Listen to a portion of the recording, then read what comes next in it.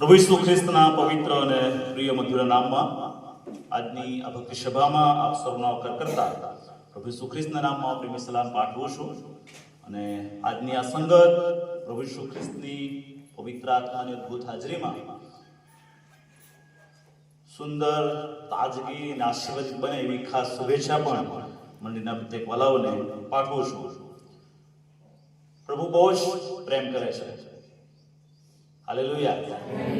અને એના પ્રેમના વખાણ કરીએ એટલા ઓછા પડે.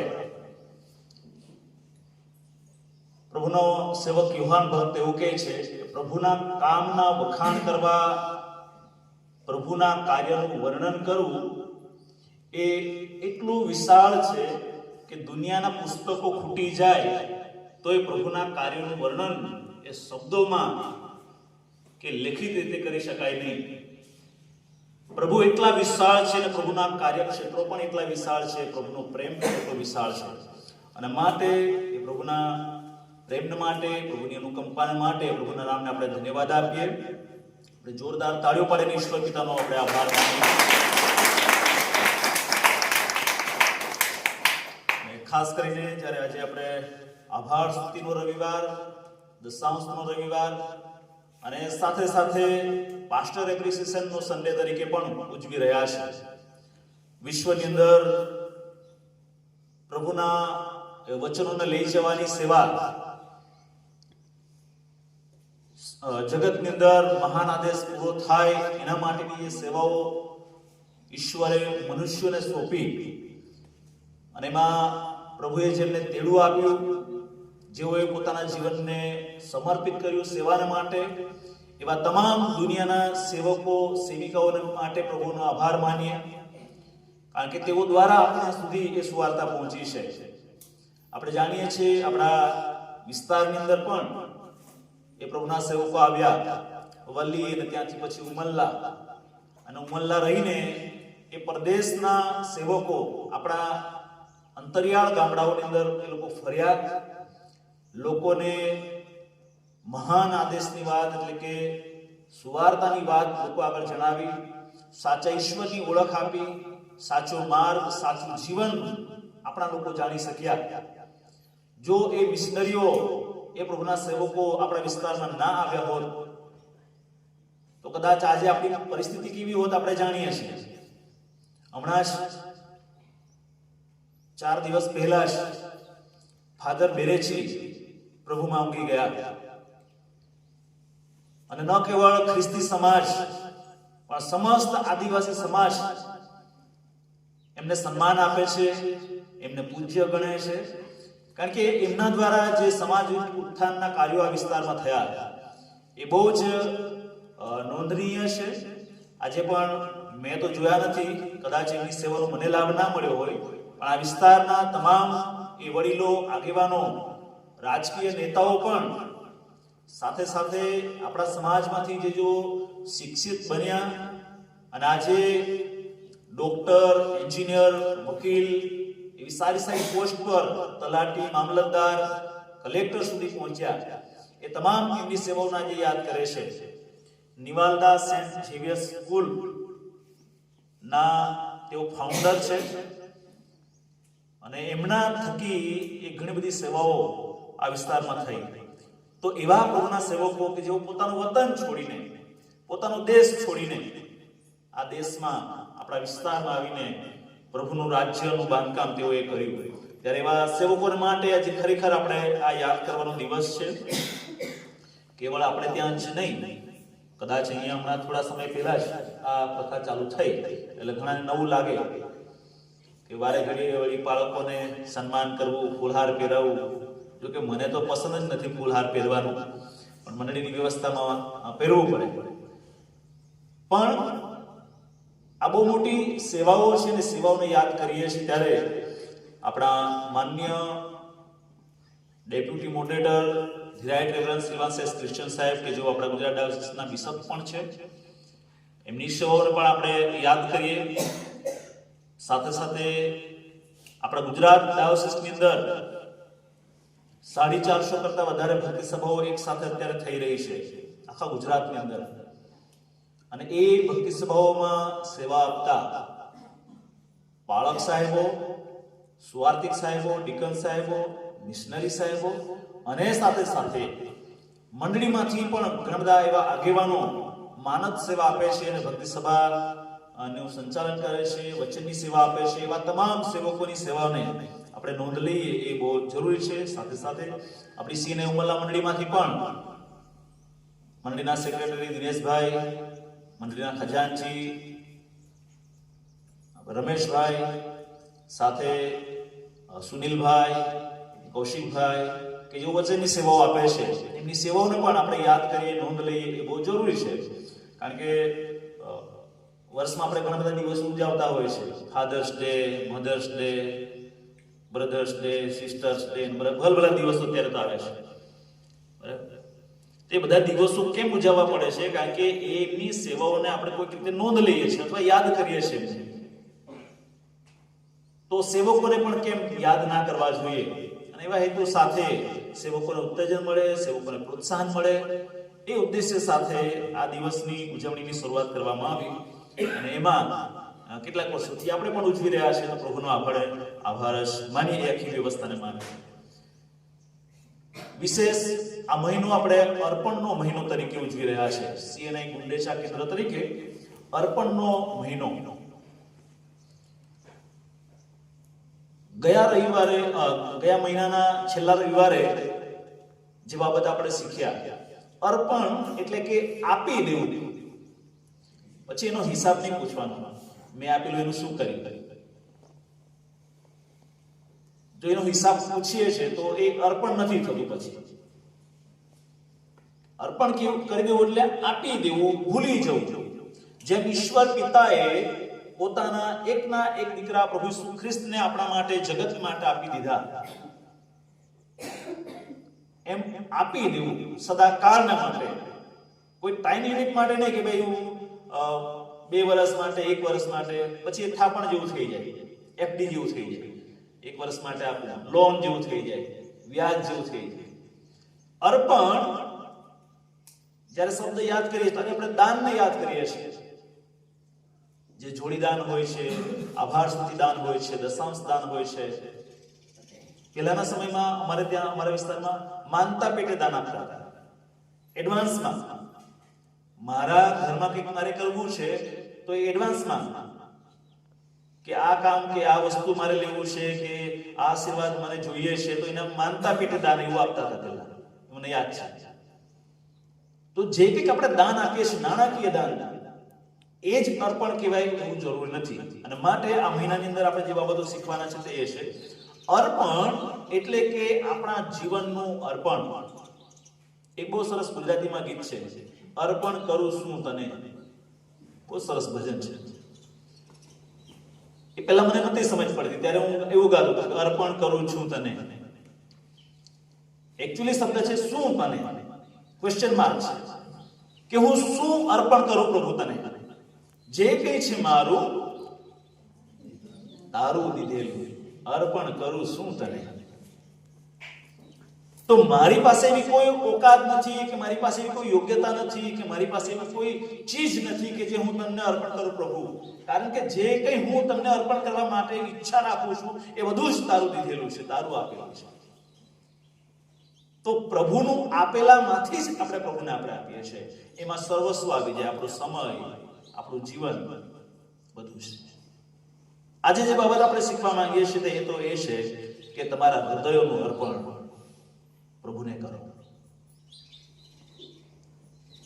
ઘણા પ્રકારના અર્પણ હોઈ શકે. તમે નાણાં આપી શકો, તમે વસ્તુ આપી શકો, અલગ અલગ વસ્તુ તમે આપી શકો. તો એની સાથે સાથે આજે જે બાબત આપણે વચનોમાંથી શીખવાના છે તે એ છે કે તમારા હૃદયનું અર્પણ પ્રભુને કરો. અને માટે એ વિષય, એ વચન શીખવા માટે આપણે પ્રભુની પાસેથી સહાયતા માંગીએ, કે પ્રાર્થના કરીએ, પ્રાર્થનામાં જોડાઈએ. અમારા સ્વર્ગીય પિતા અને પ્રેમાળ ઈશ્વર, તમારા મહાન પ્રેમ માટે અમે તમારો ખૂબ ધન્યવાદ કરીએ છીએ. કારણ કે તમારા પ્રેમ વગર અમે જીવી શકતા જ નથી. આજનો દિવસ પવિત્ર સાબાત પાડવાનો દિવસ આપ્યો. જીવાડ્યા એટલું જ નહીં, પણ તમારા ઘરમાં પ્રભુ તમે અમને દોરી લાવ્યા છો. અમારી સામે જે કંઈક નબળાઈઓ અમારી હતી, આળસ હતી, અમારા કામો હતા, ઘણા બધા આયોજનો હતા, એ બધાની પેલે પાર તમારા દરબાર સુધી પહોંચવા, તમારા પવિત્ર ઘર સુધી પહોંચવાને માટે તમારા પવિત્ર આત્મા દ્વારા તમે પ્રભુ અમને દોરી લાવ્યા છો. તમામ પરીક્ષણો પર વિજય પામીને તમારા ઘર સુધી અમે આવી ગયા છે, માટે અમે તમારો ખૂબ આભાર માનીએ છીએ. જે વચનો પ્રભુ અમે વાંચ્યા છે, વચનો સંબંધી શીખીને એ પ્રમાણે જ જીવવા પ્રભુ તમે અમને સહાય કરો. પવિત્ર આત્માની દોરવણી પ્રભુ તમે અમને પૂરી પાડો, કારણ કે અમે બધા જ અધૂરા છીએ, અબળ છીએ. અમને કોઈ જ્ઞાન નથી, અમને કોઈ બુદ્ધિ નથી. પ્રભુ તમારું વચન અમને જ્ઞાન અને બુદ્ધિ આપે છે, અને માટે એ વચન શીખવા સમજવા પ્રભુ તમે મારી સાથે વાત અને વ્યવહાર કરો, એવી ખાસ પ્રભુ પ્રાર્થના વિનંતી કરીએ છીએ. હું જબળ પાત્ર પ્રભુ તમારા હાથમાં સોંપી દઉં છું. મારા હોઠ અને મારા અવાજનો ઉપયોગ પ્રભુ તમે કરો. તમારો જ અવાજ, તમારી જ વાણી, તમારું જ વચન અમારી આગળ પ્રગટ થાય, એ માટે બોલનાર અને સાંભળનાર પર તમારી દયા કરો. પ્રભુ ઈસુ ખ્રિસ્તના નામે માંગીએ, સાંભળો અને સ્વીકારો બાપ. આમીન. ફરી એકવાર આપ સૌનો આવકાર કરતા આવા સમય આપણે આપણી આસપાસ તેઓ બેઠા છે, એમને સર્વને આજની સલામ આપણે પાઠવીશું.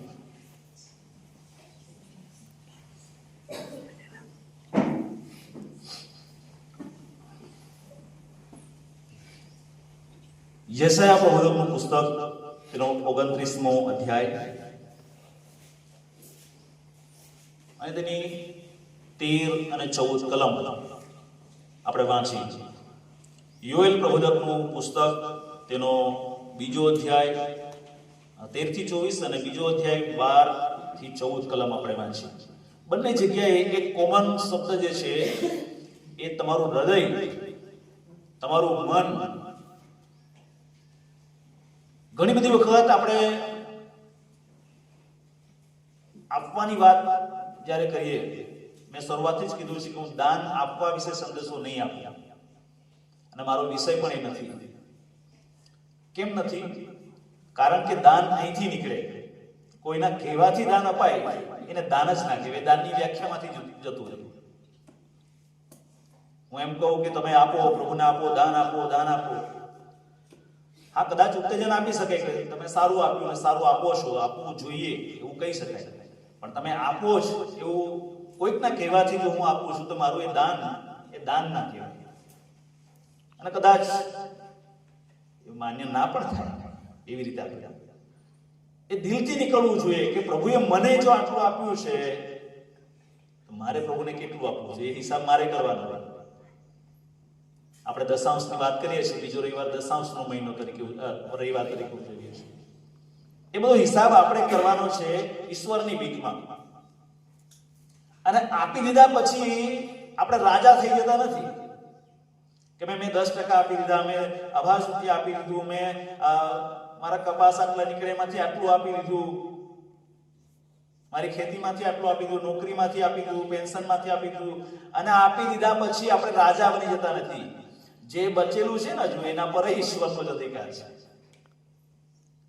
જો મેં 10% આપી દીધું છે ને 90% મારી પાસે છે, તો એના પર ઈશ્વરનો જ અધિકાર છે. અને એનો ઉપયોગ કરવા માટે પણ પ્રભુની સહાયતાની મને તમને જરૂર છે. એનું નામ અર્પણ. તો જ્યારે અર્પણની વાત આવે ત્યારે આજે જે બાબત શીખવા જઈ રહ્યા છે, એ તો હૃદયની વાત છે. રોમનોનો પત્ર, તેનો 12મો અધ્યાય, તેની પહેલી કલમમાં એ આખી સિસ્ટમ સમજાવવામાં આવેલી છે કે તમે તમારા શરીરોનું અર્પણ કરો, એવું લખ્યું છે ત્યાં. અને કેવું શરીર? જીવતું શરીર. અત્યારે એક ટ્રેન્ડ ચાલી રહ્યો છે ઓર્ગન ડોનેટ કરવા માટેનો. માણસ અકસ્માતે કદાચ મરી જાય છે તો તાત્કાલિક એના શરીરમાં રહેલા અમુક પાર્ટ્સ, અમુક ભાગ કે જે બીજા કોઈને જરૂર પડી શકે છે, બીજા કોઈને જીવન આપી શકે છે, એવા એ ઓર્ગન ડોનેટ કરવામાં આવે છે. હાર્ટ છે, આંખ છે, ફેફસું છે, આંતરડા છે, કે જે બીજાના શરીરમાં એટેચ થઈ શકે, બીજાને કોઈને જીવન મળે. તો ઓર્ગન ડોનેટ થાય છે, પણ ક્યારે? મર્યા પછી. કેટલાક એવા પણ દાખલા છે, કિડની, કે જેઓ જીવતા જીવ કોઈકને બચાવવા માટે પોતાનામાં રહેલી 2 કિડનીમાંથી 1 કિડની કોઈકને દાન આપે છે. એ ઓર્ગન ડોનેટની વાત છે. બાઇબલ જે શીખવાડે છે, જીવતા જીવ હયાતીમાં તમે તમારા શરીરોનું ઈશ્વરને અર્પણ કરો. હવે હયાતી શબ્દ આવે, જીવતા જીવ શબ્દ આવે એટલે એ અનિશ્ચિતતાનો શબ્દ છે. હું મારી પોતાની પણ ગેરંટી ના આપી શકું કે કાલનો દિવસ હું જોઈશ કે નહીં. તો જો મને કાલની ખબર ના હોય, આવતીકાલ આવતો સમયની મને ખબર ના હોય, તો મારે શું કરવું જોઈએ? હાલ જ હું જેવો છું તેવું મને મારા જીવનને પ્રભુને સોંપવું જોઈએ. એનું નામ જીવતું અર્પણ. એવું નહીં કે છેલ્લા શ્વાસ ચાલતા હશે પ્રભુને અર્પણ કરી દઈશું.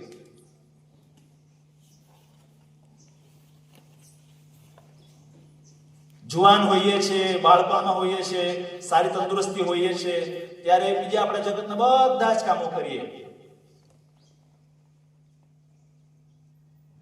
અને પછી ઉંમર થઈ જાય પછી કે હવે તો ઈસુને ભજવાનો સમય થઈ ગયો, પ્રભુને ભજવાનો સમય થઈ ગયો.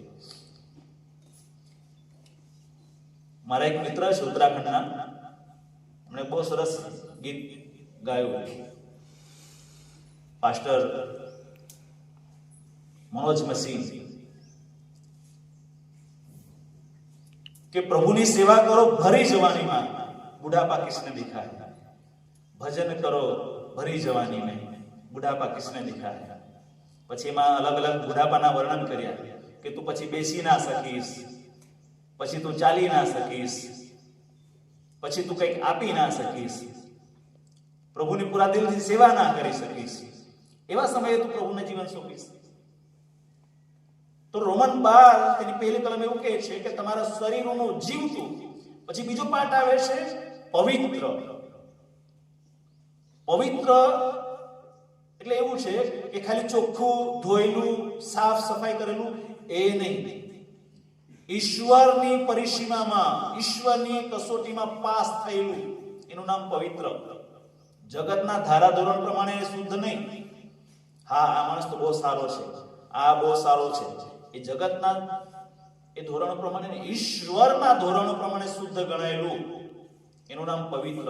એટલે તમારા શરીરનું જીવતું, પવિત્ર, શુદ્ધ અર્પણ જ્યારે ઈશ્વરને તમે કરો છો, ત્યારે ત્યાં લખવામાં આવ્યું છે કે એ તમારી બુદ્ધિપૂર્વકની સેવા છે. હાલેલુયા. આજે આપણે જે જોવા માંગીએ છીએ તે એ છે કે આપણા હૃદયને પ્રભુને આપણે સોંપીએ. આપણા હૃદયને પ્રભુને આપણે સોંપીએ. અને હૃદય પ્રભુને અર્પણ કરવું બહુ જરૂરી છે. કારણ કે તમારું હૃદય એ દેખાતું નથી, તમારું મન દેખાતું નથી, પણ એ મનમાંથી નીકળતા તમારા હાવભાવ, એ મનમાંથી નીકળતા તમારા વર્તનો એ જગત જુએ છે. હૃદયમાં શું છે એ તમારી જીવન શૈલી પરથી, તમારા ઉઠવા બેસવા બોલવા ચાલવા પરથી ખબર પડી જાય માણસને. તમે મનમાં કેવા છો લોકોને તમારા કાર્યોથી ખબર પડી જાય, તમારી ભાષાથી ખબર પડી જાય, તમારા એ બોલવાના ટોનથી માણસને ખબર પડી જાય કે તમે કેવા છો, તમારા હૃદયમાં શું ભર્યું છે. નીતિવચન 27મો અધ્યાય 19મી કલમ એવું કહે છે કે તમારું હૃદય એ લોકોની આગળ તમે કેવા છો એ ખબર પડી દે છે, એ પ્રતિબિંબ છે. તો મારે જો સારા બનવું છે, અને હું માનું છું ત્યાં સુધી ભાગ્ય કોઈક એવું હશે વિચિત્ર વિચાર શક્તિ ધરાવતું કે એને એવું હશે કે હું ખરાબ બનું.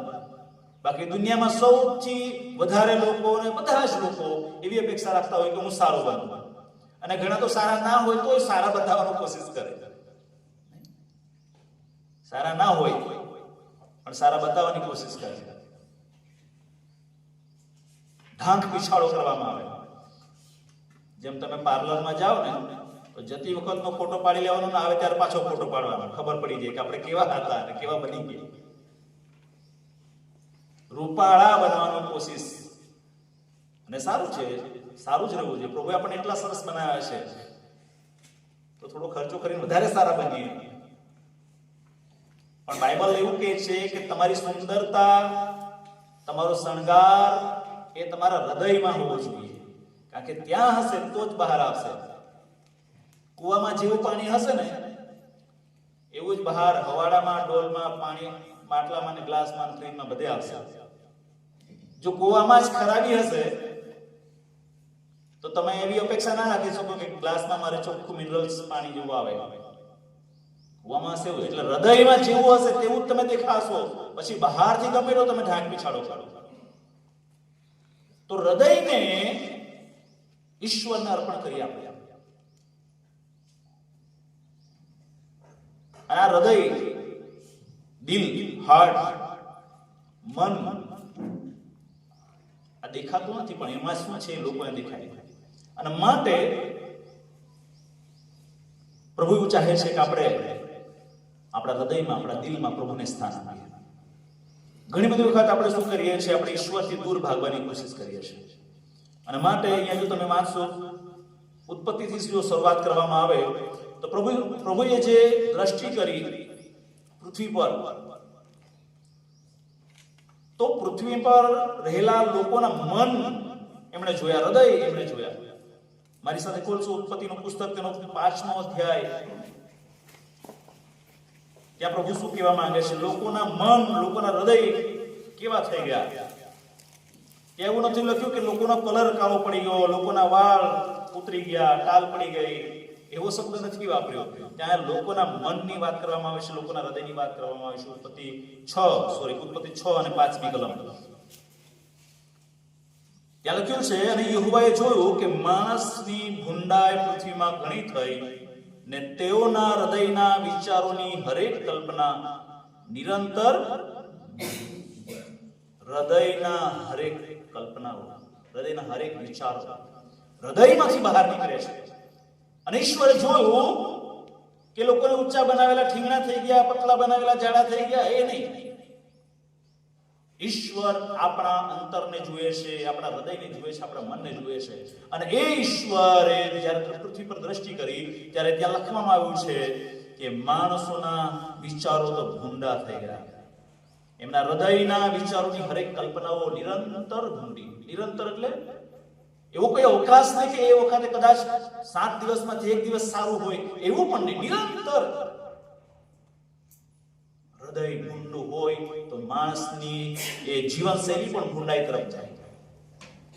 બાઇબલમાં બહુ સરસ અલગ અલગ કહેવતો પણ આપવામાં આવે છે. દાખલા તરીકે, ધોયેલી ભૂંડણ પણ આખરે તો એ ગટરમાં જ જાય, ગંદવાડમાં જાય.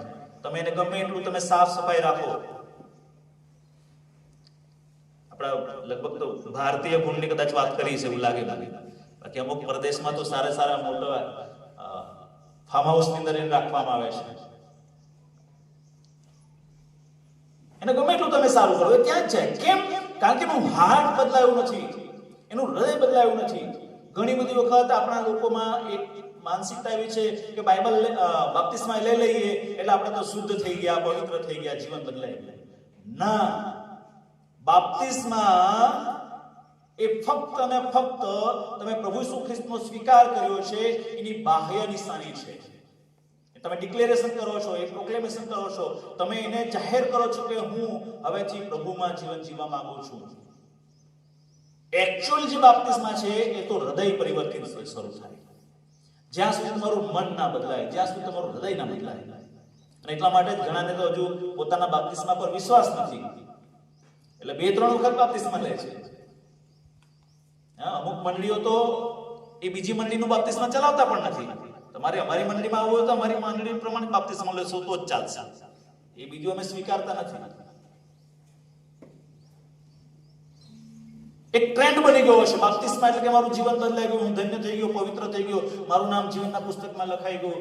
ના, એ ફક્ત બાહ્ય નિશાની છે. તમે એને ડિક્લેર કરો છો, પણ તમારું ખરું પવિત્રતા, તમારું ખરું જે બદલાણ જે છે એ તો હૃદયમાંથી શરૂ થાય છે. જ્યાં સુધી તમારું મન ના બદલાય, ત્યાં સુધી તમે ઈશ્વરના ધોરણો પામી શકતા નથી. અને માટે જ્યારે ઈશ્વરે જોયું કે લોકો હતા તેવા જ બહારથી દેખાય છે, પણ એમના મન બદલાઈ ગયા છે, એમના હૃદયની અંદર ભૂંડાઈ ઉતરી ગઈ છે, અને માટે એમના કાર્યો, એમના વિચારો, એમનું બોલવું ચાલવું, એમના સંબંધો બધું જ એ ભૂંડું થઈ ચૂક્યું છે. અને માટે બહુ જ દુઃખ સાથે ઈશ્વરે એક ડિસિઝન લેવું પડ્યું કે હવે આ મારી જે ઈચ્છા હતી, મારો જે વિચાર હતો, મારું જે સપનું હતું કે દુનિયા કેવી બનશે, મારી પ્રતિકૃતિ તરીકે માણસ કેવી રીતે આ જગત પર અધિકાર કરશે, આખું બદલાઈ ગયું. કારણ કે માણસનું મન બદલાઈ ગયું, માણસનું હૃદય બદલાઈ ગયું. અને ઈશ્વરે મોશ એક કડવો નિર્ણય લેવો પડ્યો અને નૂહના સમયની અંદર જળ પ્રલયથી દુનિયાનો નાશ કરવામાં આવ્યો. જે દિલથી સાફ વ્યક્તિ હતો, જે હૃદય જેને ઈશ્વરને સોંપેલું હતું, એ વ્યક્તિને બચાવવામાં આવ્યો, નૂહને. બાકીના બધા જ લોકોનો, જાનવરો સુદ્ધા, સજીવ સૃષ્ટિ સુદ્ધા નાશ કરવામાં આવ્યો. કેમ? માણસનું હૃદય ભૂંડું, અને ઈશ્વર જરા પણ ચલાવી લેતા નથી. તમે બહારથી ગમે એટલા સારા હો, ઈશ્વર એ જોતા નથી, તમારું મન જુએ છે. સમુએલને સ્પેશિયલી સૂચના આપવામાં આવી કે જ્યાં સુધી હું નહીં કહું ને ત્યાં સુધી કોઈને પણ તું રાજા તરીકે અભિષેક કરીશ નહીં. ઈશાઈના ઘરમાં તું જા, એના દીકરાઓ પાસે જા, હું તને કહીશ એ દીકરાને તારે અભિષેક કરવાનો છે ઇઝરાયલના રાજા તરીકે. સમુએલ જાય છે, એક પછી એક દીકરાને ત્યાં એની આગળ રજૂ કરવામાં આવે છે. એક પણ દીકરો ઈશ્વરને પસંદ ના પડ્યો. સમુએલે પૂછ્યું ઈસાઈને કે હજુ કોઈ તારે દીકરો છે? ઈસાઈએ કીધું કે એ તો છે પણ નાનો છે, ગોવાળ છે, બહુ કંઈક ભણ્યો નથી. એ નાનપણથી ઘરમાં રહ્યો ને હવે ઘરના જે ઘેટા છે, ઘરનું જે ઢોરઢાંક છે સંભાળે છે ત્યાં છે. તો કે બોલાવો એને, કારણ કે હજુ સુધી ઈશ્વરે મને પરમિશન નથી આપ્યું કે આ દીકરાઓમાંથી કોઈકને હું અભિષેક કરું. અને ત્યાં લખવામાં આવ્યું છે કારણ કે ઈશ્વર બહારથી નહીં અંદરથી જુએ છે, આંતરિક વિચારો જુએ છે, હૃદયને જુએ છે. અને માટે આપણો પરમેશ્વર હૃદયનો પારખનાર છે. હાલેલુયા. માટે મારે બહુ જરૂરી કાળજી રાખવાની છે તે છે પેલી બાબત જે આપણે શીખવા જઈ રહ્યા છે તે ઈશ્વરથી દૂર, ઈશ્વરથી અલગ, ઈશ્વર વિહોણું હૃદય કેવું હોય. ઈશ્વરે જોયું ઉપરથી ઉત્પત્તિ 6 પ્રમાણે માણસના હૃદયના વિચારો નિરંતર ભૂંડા થઈ ગયા.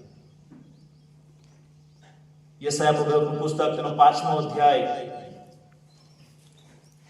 અને તેની પહેલી બીજી કલમમાં તમે જો જોશો તો ત્યાં એક બહુ સરસ વાર્તા લખવામાં આવી છે. અને આખી વાર્તાનો જે મતલબ 2 જ કલમની વાર્તા છે. પહેલી કલમમાં લખ્યું છે કે મારો એક મિત્ર હશે, ખાસ નહીં, અને એક બહુ સરસ દ્રાક્ષા વાળી લીધી, શકે એટલી તમામ મહેનત કરીને, એટલો તમામ ખર્ચો એને કર્યો, બની શકે એટલી સુવિધા એ વાડીમાં એને કરી. ત્યાં લખવામાં આવ્યું છે કે રસાળ ટેકરી હતી, જેવી તેવી નહીં, ફળદ્રુપ ભૂમિ વાળી ટેકરી હતી, અને ત્યાં એ દ્રાક્ષાવાડી હતી. પછી લખ્યું છે કે તેણે તે ખોદી, પથ્થર વીણી કાઢ્યા, સારામાં સારા ઉત્તમ દ્રાક્ષા વેલો ત્યાં રોપ્યો, એ સાચવવાના માટે ત્યાં બુરજ બાંધવામાં આવ્યો. ફળ પાકશે, વધારે પાકશે, સારા પાકશે એવી આશા સાથે એ ત્યાં જ દ્રાક્ષા કુંડ પણ ખોદી કાઢવામાં આવ્યો કે ત્યાં એ દ્રાક્ષા પીલવામાં આવે. અને એના સપના હતા કે એટલી સરસ ટેકરી છે, એટલી સરસ ભૂમિ છે, એટલું સારું બી છે, એટલી સખત મહેનત કરી છે એટલે પુષ્કળ પામશે, પુષ્કળ મને મળશે એવી એ આશા રાખતો હતો. પણ ત્યાં બીજી કલમના અંત ભાગમાં લખવામાં આવ્યું છે પણ તેમાં તો જંગલી દ્રાક્ષાની ઉપજ થઈ. પોતાના માટે, પોતાના જીવન માટે બધા તમે સપના જોશો, સખત મહેનત પણ કરશો, હું આમ કરું, હું આમ તેમ કરું, ચારે તરફ તમારા હાથ ફેરાવી તમે મહેનત કરશો, પણ જ્યાં સુધી તમારું હૃદય ઈશ્વરને નહીં સોંપો, સારું ફળ આવી શકતું નથી. ગમે એટલું માન પાન તમારું હશે સમાજમાં, તમે ગમે એટલા પ્રયત્નો કરતા હશો, સારા જીવન માટે તમારી પાસે બધી જ પ્રકારની સુવિધાઓ હશે, તમે મોટા બનાવો એના માટે કદાચ તમે કોશિશ કરતા હશો, પણ જ્યાં સુધી હૃદય નહીં બદલાય ત્યાં સુધી સારા ફળ એમાંથી નીકળી શકતા નથી. અને માટે બહુ જરૂરી છે ઈશ્વરની સાથેનું જીવન. ઈશ્વર વિહોણું જીવન હશે, ઈશ્વરથી દૂર હૃદય હશે તો કડવાશ દાણા ત્યાંથી નીકળશે, કડવા દાણા જ નીકળશે. બહારથી ગમે એટલા સારા, પણ અંદર ઘણા બધા વ્યક્તિઓની સાથે જ્યારે આપણે વાત કરીએ તો જો કદાચ પહેલી વખત કે બીજી વખત આપણે મળીએ એકબીજાને તો એમ લાગે બહુ સારું બહુ સારું, પછી ધીમે ધીમે ઓળખ થાય ત્યારે ખબર પડે, અરે રે આ તો કેવું છે. ઊંડા ઉતરી ત્યારે ખબર પડે બહારથી બધું સારું, અંદરથી. અને માટે બદલાવ જે છે એ અંદરથી આપણને જરૂરી છે. ઈશ્વર ચાહે છે કે હું તમારા હૃદયોને બદલી નાખું. પ્રભુએ કહ્યું છે કે તમારા પાષાણ સમાન જો હૃદય હશે, પાષાણ એટલે કે પથ્થર સમાન પણ હૃદય હશે તો હું એને બદલીશ અને માંસ વાળું નવું હૃદય હું એને આપીશ. હાલેલુયા. તો શા માટે પાષાણ વાળું હૃદય આપણે રાખીને ફરીએ? પથ્થર જેવું દિલ કેમ રાખીને ફરીએ? અને એ જ પથ્થર જેવું દિલ ઈશ્વરના વચનોથી આપણને દૂર રાખે છે. પ્રભુએ જે 4 પ્રકારના બીજની વાત કરી, એમાં જે પથ્થર પર જે બીજ પડ્યું, ઉગ્યું ખરું પણ જડ નહીં મળ્યું. બહુ થોડા સમય માટે એનું અસ્તિત્વ હતું અને પાછું હતું ન હતું થઈ ગયું, ચીમડાઈ ગયું, સુકાઈ ગયું, બાળી નાખવામાં નાશ. એવું જો આપણું હૃદય પણ પથ્થર જેવું હશે તો એમાં ઈશ્વરનો આશીર્વાદ નહીં મળે પછી. હા, રવિવારના 2 કલાક પર પૂરતા કદાચ આપણે ઉત્સાહમાં આવીશું, જબરજસ્ત, પણ પેલું જડ ના મળે કારણ કે આપણું મન પરિવર્તન નથી થયું. એ વચનોને જે જડ મળવી જોઈએ, એ ઉગવા જોઈએ, એ ફળ મળવા જોઈએ, એ નહીં મળે કારણ કે આપણું હૃદય નથી બદલ્યું. આપણે જેમ યસાઈએ કહ્યું કે મારો એક ખાસ મિત્ર સ્નેહી, એને દ્રાક્ષાવાળી લીધી, ટેકરી લીધી, દ્રાક્ષાવાળી કરી પણ ફળ ના મળ્યું. એમ હૃદય ના બદલાય તો એના ફળ પણ આપણને નહીં મળે.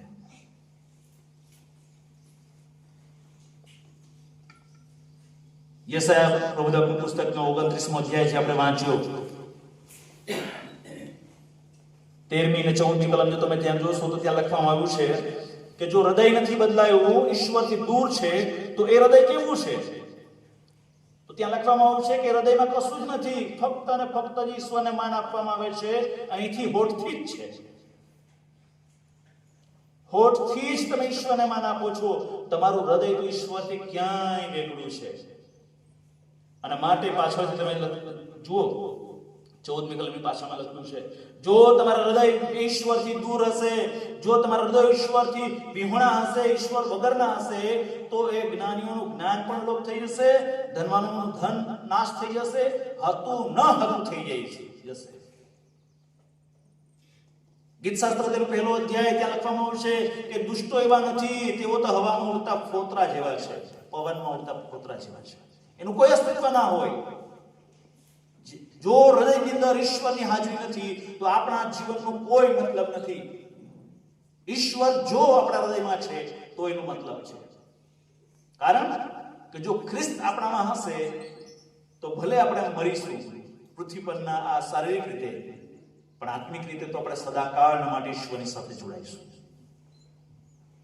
સદાકાળના માટે. અને એ પ્રભુ આપણી પાસે માંગી રહ્યા છે. પ્રભુ એવું ચાહે છે કે મારા દીકરાઓ, મારી દીકરીઓ જે જગતમાં છે એ બધા જ મારી પાસે આવે. અને સિસ્ટમ ખરેખર એ જ છે. પણ થયું શું? આપણું હૃદય આપણે ઈશ્વરને અર્પણ નથી કરતા. આપણે દાન આપીને છૂટા થઈ જઈએ છીએ, દશાંશ આપીને છૂટા થઈ જઈએ છીએ, આભાર સ્તુતિ આપીને આપણે છૂટા થઈ જઈએ છીએ. આપણું મન ઈશ્વરને આપણે આપવું જોઈએ એ નથી આપતા. અને એના કારણે જે આપણો વન વે જે છે, ઈશ્વર તરફ જવાનો રસ્તો છે, એ બદલાઈ જાય છે. કારણ કે આપણા હૃદયમાં ઈશ્વરને સ્થાન નથી આપ્યું. જો ઈસુ ડ્રાઈવર હોય તો ગાડી સ્વર્ગમાં જાય. અહીંયા ડ્રાઈવરની સીટ પર ઈસુ હશે તો સ્વર્ગમાં જશે, એટલું યાદ રાખવાનું. પણ જો ડ્રાઈવર શેતાન હોય તો આપણે સારી પેઠે જાણીએ છીએ, નાનપણથી જાણીએ છીએ. અને આ વાર્તા, આ ગીત તો હું વારંવાર યાદ કરું છું. બહુ સમજવા જેવું છે. તો દિલમાં ઈશ્વરને સ્થાન આપીએ, હૃદયમાં ઈશ્વરને સ્થાન આપીએ. આપણે શું કરીએ છીએ? આપણા ખાસ વ્યક્તિને, આપણી ખાસ વસ્તુને મહત્વ આપીએ છીએ. ઈશ્વરને જે મહત્વ મળવું જોઈએ, ઈશ્વરને જે મહિમા મળવો જોઈએ, એ મહિમા, એ માન, એ સ્થાન આપણે અન્ય બાબતોને વહેંચી આપીએ છીએ અને ઈશ્વરનું સ્થાન આપણે ગુમાવી દઈએ છીએ. બાઇબલમાં પવિત્ર ઈશ્વરની વાત લખવામાં આવી છે કે ઈશ્વર પોતાનો મહિમા બીજા કોઈની સાથે વહેંચતો નથી. કોઈની સાથે નહીં. એનું જે સ્થાન છે એ અકબંધ રહેવું જોઈએ. મંદિરની અંદર અલગ અલગ પ્રવૃત્તિઓ કરવામાં આવી અને ધીમે ધીમે એમની અંદર રાજકારણ, એની અંદર વેપાર બધું ઘુસાડી દેવામાં આવ્યું અને પ્રભુએ જબરજસ્ત ઠપકો આપતા કહ્યું કે મારું ઘર પ્રાર્થનાનું ઘર હોવું જોઈએ, નહીં કે લૂંટારાઓનું કોતર. કેમ? કારણ કે પ્રભુ ચાહે છે કે પ્રભુનું ઘર સાફ હોય, સુંદર હોય, સુશોભિત હોય.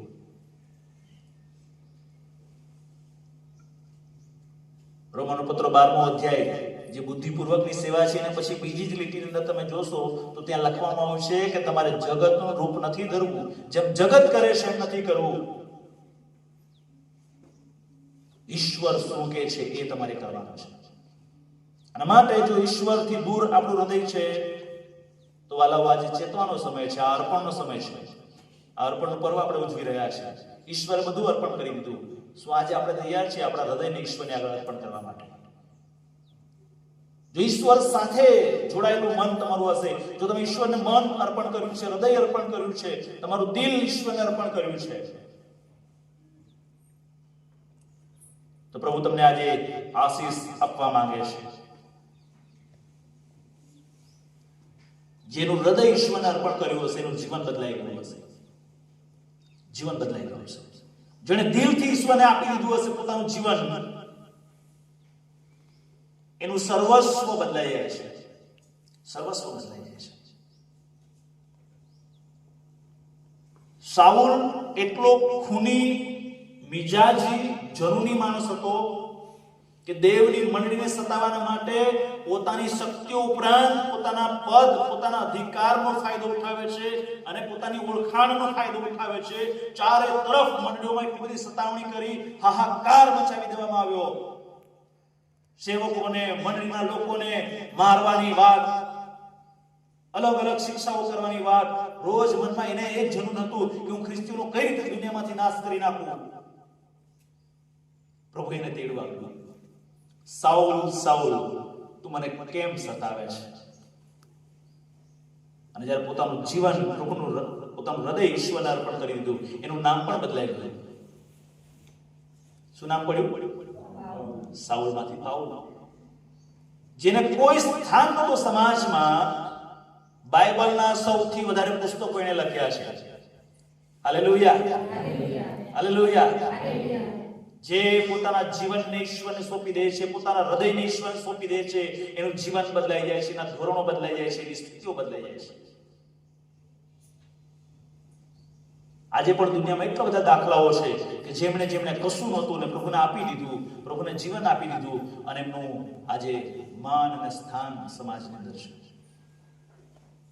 વાલાઓ, જો આપણે ઈશ્વરને અર્પણ કરવા માંગીએ છીએ આપણું મન, તો પ્રભુ આજે આપણો સ્વીકાર કરવા તૈયાર છે. યહોશુઆએ સ્ટેન્ડ લીધું. યહોશુઆ 24 અને 15મી કલમ, ત્યાં લખ્યું છે કે આખી ઇઝરાયલની સમક્ષ, ઇઝરાયલ પ્રજાની સમક્ષ એને કહી દીધું કે તમારે જે કરવું હોય તે કરજો, પણ હું તો મારું જીવન, મારા ઘરના, મારા પરિવારના જીવન હું પ્રભુને સોંપવા જઈ રહ્યો છું. હું ને મારું ઘર તો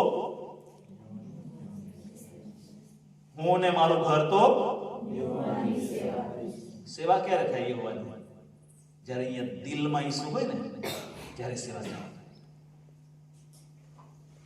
આજે સેવક પ્રશંસા દિવસ છે, સેવક સન્માન દિવસ છે. આજે પાસ્ટર એપ્રિસિએશન સન્ડે ઉજવી રહ્યા છે. એ સેવકો કે જેઓએ આપણા સુધી સુવાર્તા પહોંચાડી, એમના દિલમાં પ્રભુ હતા અને માટે આપણા સુધી એ આનંદની મોટા આનંદની સુવાર્તા પ્રભુની આગળ પ્રભુની વાત આપણી આગળ રજૂ કરવામાં આવી, આપણે એ તક આપવામાં આવી કે આપણે એનું પસંદ કરી શકીએ. અને આપણા બાપ દાદાઓએ એ સુવાર્તાનો સ્વીકાર કર્યો, આજે આપણે એના છાયામાં જીવન જીવી રહ્યા છે, પ્રભુની ઓળખ આપણે પામી રહ્યા છે. મેં ઘણી વખત પૂછ્યું છે, ઘણા બધા બહેનો કે જેઓ અન્ય ધર્મ અન્ય સંસ્કૃતિમાંથી આવ્યા અને એમણે શાસ્ત્રીમાં આવીને પ્રભુનો સ્વીકાર કર્યો, જીવનો બદલાઈ ગયા છે, જીવન બદલાઈ ગયા છે. અને માટે વાલાઓ, ઈશ્વરને હૃદયને ઈશ્વરની આગળ આપણા હૃદયને સોંપવું બહુ જરૂરી છે. જો તમારું હૃદય ઈશ્વરને તમે સોંપી દો છો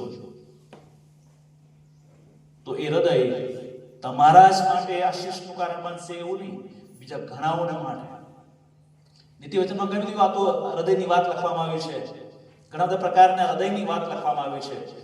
નીતિવચન તેનો 18મો અધ્યાય 22મી કલમમાં લખ્યું છે કે જો તમારા હૃદયને તમે ઈશ્વરને સોંપી દીધું છે તો એ હૃદય ઈશ્વર આનંદથી ભરપૂર કરી દેશે. અને જો આનંદથી ભરપૂર થઈ જશે તો એ તમારા માટે જ નહીં પણ બીજા ઘણાઓના માટે ઔષધનું કામ કરશે. આનંદી હૃદય ઔષધ સમાન છે. ઔષધ એટલે દવા.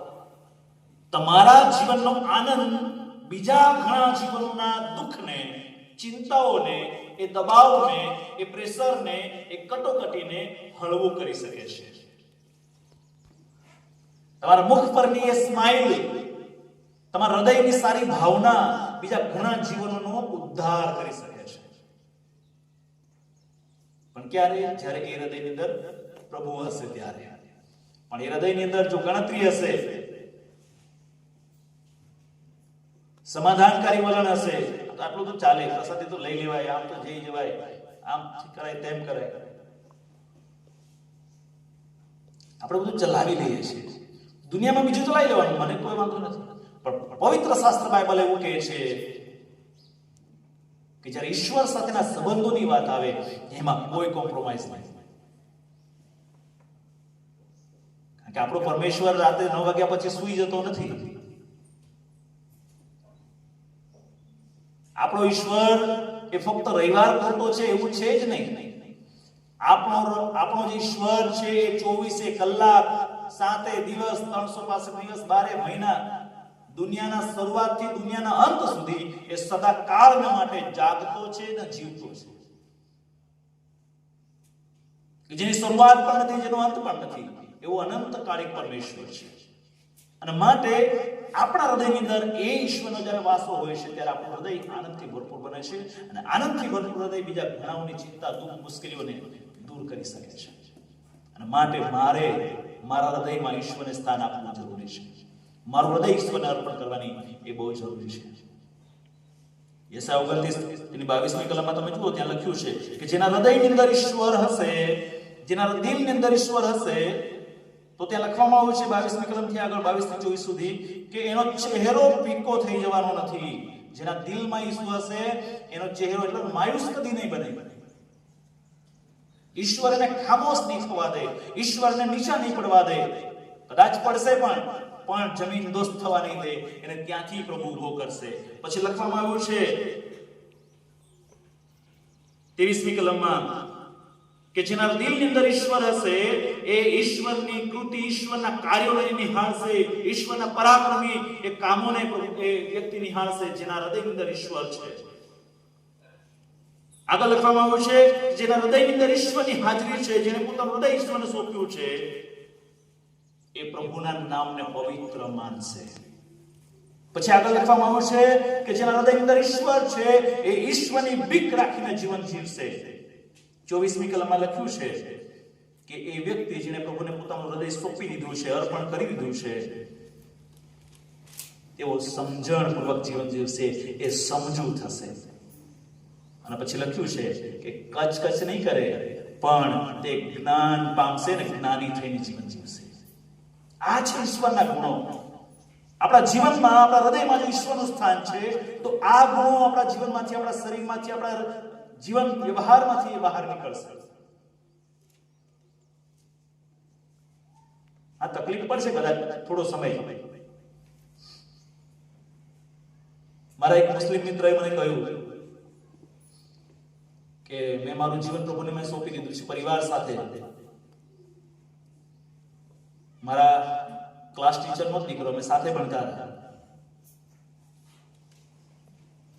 બહુ ચુસ્ત મુસલમાન પરિવાર, અને મોટો દીકરો એ પોતે ઇમરાન, અને એને પરિવાર સાથે પ્રભુને જીવન સોંપ્યું. પરિવારમાં ઘણી બધી સતામણી થઈ, એને ઘર છોડી દીધું પ્રભુના નામ માટે. હાલેલુયા.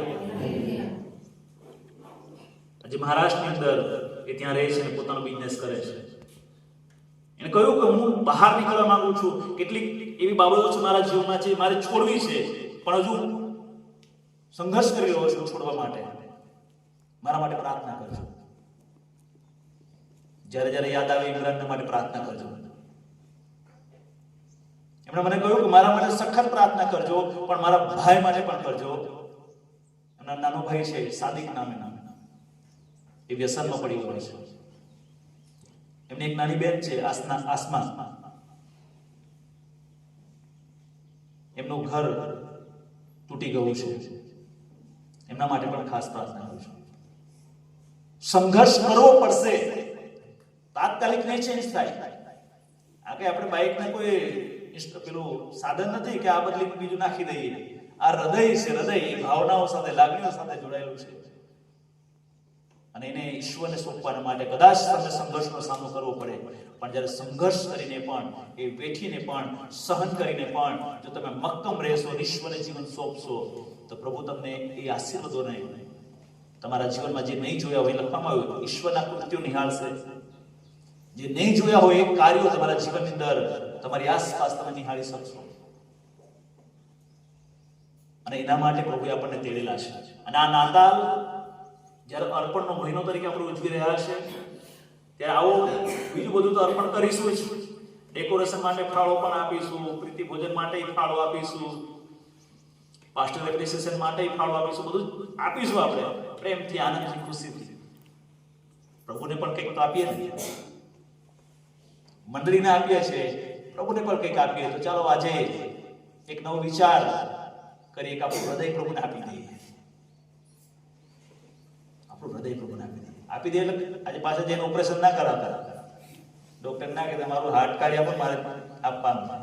એ હૃદયમાં પ્રભુને તમે સ્થાન આપો. કહેવાનો મતલબ પ્રભુને દિલમાં સ્થાન આપવું કે મારા જીવનનો સર્વોચ્ચ અને શ્રેષ્ઠ સમય, મારા જીવનની મહત્વતા, મારા જીવનનું જે કંઈ શ્રેષ્ઠ હોય બધું જ પ્રભુને અર્પણ કરું છું. અને ત્યારે મારા તમારા જીવનના પ્રશ્નો,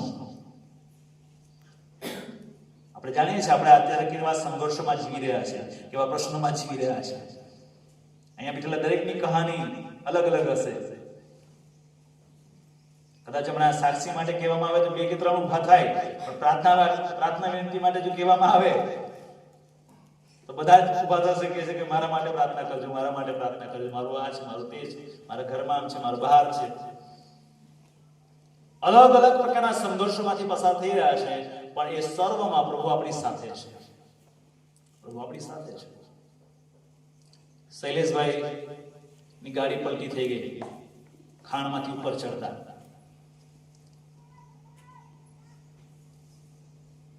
પ્રભુએ કૃપા આપી, એ વિચાર આપ્યો, એ બુદ્ધિ આપી, આખી પલટી થાય એ પહેલા, હજુ ટાયર ઉચકાય એ પહેલા એ બારીમાંથી કૂદી ગયા અને એમનો આબાદ બચાવ થયો. પ્રભુના આભાર. જૂનામાં જૂના ડ્રાઈવરો હોય, કાયમ એ એમનો આવડત હોય, સ્કિલ હોય, ઘણી બધી વખત આવો વિચાર નથી આવતો, કૂદવાનો સમય નથી મળતો. શૈલેષભાઈને પ્રભુએ સમય આપ્યો અને આ બાદ બચાવ થયો. આજે તંદુરસ્ત છે, દુખાવો થાય છે થોડો. આવી તકો આપણા જીવનમાં મળે છે, તો શા માટે આપણું હૃદય ને આપણું જીવન પ્રભુથી દૂર રાખીએ? પ્રભુને અર્પણ કરી દઈએ. આ નાતાલ એ આપણા જીવનમાં પરિવર્તન લાવે, એક નવો આનંદ લાવે, એવું કંઈક કરીએ. મનમાં જે કંઈ મન મોટાવ હશે, મનમાં જે કંઈ ભેદ હશે એ દૂર કરીએ. હવે બહુ થઈ ગયું. એ હૃદયમાં ગાંઠ વાળીને જીવવાથી કશું નહીં થાય. જેના શરીરમાં ગાંઠ હોય ને એ શાંતિથી ઊંઘી પણ ના શકે. પૈસા ના હોય તો બીજા પાસે ઉછીના લઈને ઓપરેશન કરાવીને ગાંઠ કાઢી નાખશે. એ શરીરમાંની ગાંઠ. પણ મનમાં ગાંઠ હશે ને એનું ઓપરેશન નહીં થતું. મનમાં જે ગાંઠ હશે એનો દુનિયા આખી ફરી વળો, તમને કોઈ જગ્યાએ તમને એનો ડોક્ટર ના મળે. એક જ ડોક્ટર છે, એક જ સર્જન છે, મારો તમારો પ્રભુ. એની પાસે જઈએ, દુનિયા પાસે નહીં જઈએ. એ ગાંઠ કરવા માટે દુનિયા પાસે નહીં મળે. એ દુનિયા પાસે જશો ને એ મનમાંની ગાંઠ કરાવવા એ રોજ રોજ વધતી જશે, ડબલ થતી જશે. તો એનો જે એકચ્યુઅલી સ્પેશિયાલિસ્ટ ડોક્ટર છે ઈશ્વર, એની પાસે જઈએ, એની આગળ કબૂલ કરીએ, પ્રભુ આ મારા મનની ગાંઠ તમે કાઢી નાખો, કારણ કે એ મન હું તમને અર્પણ કરવા માંગુ છું. અને આવું આવું ગાંઠ વાળું અર્પણ તમને કરું સારું નહીં લાગે. ચોખ્ખું કરો, શુદ્ધ કરો, પવિત્ર કરો, પ્રભુ દયા કરો કે જેથી કરીને શુદ્ધ હૃદય હું તમને અર્પણ કરી શકું. આવો સાથે મળીને અર્પણનો આ મહિનો અર્પણ સાથે આપણે ઉજવીએ. નમી અને પ્રાર્થના જોઈએ.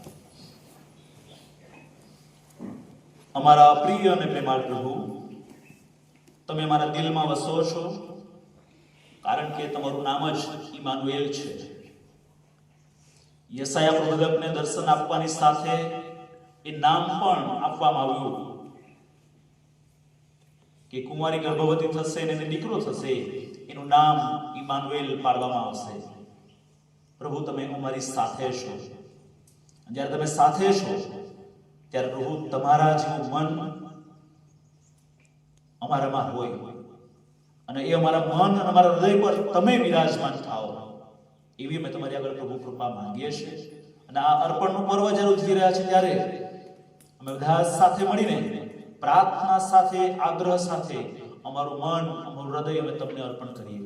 એ હૃદયમાં જે કંઈ છે, જે ખોટી ભાવનાઓ છે, ખોટા વિચારો છે, ખોટી વાસનાઓ છે, ખોટા વ્યસનો છે, ઈસુ ખ્રિસ્તના નામમાં તમારી કૃપા અને તમારું સામર્થ્ય દ્વારા એ બધી જ બાબતો અમે દૂર કરીએ.